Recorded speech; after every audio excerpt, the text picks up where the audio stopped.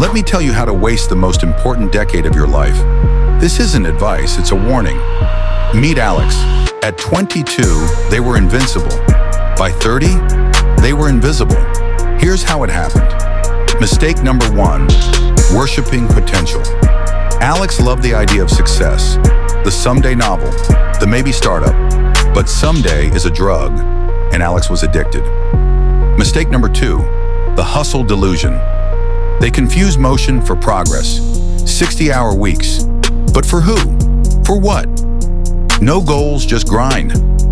No skills, just burnout. Mistake number 3, the wrong crowd. They called it fun, but fun shouldn't leave you emptier than you started. One day, Alex looked in the mirror and didn't recognize the face. Not because they'd aged, but because they'd faded. The 20s aren't just young and dumb. They're the foundation of your entire life. And Alex, they built on sand. But this isn't about Alex, it's about you. Because right now you're writing your own story. And I need you to ask yourself, stop waiting, start building. Cut the noise. Your future self is begging you. The best time to fix your 20s was yesterday. The second best time, right now.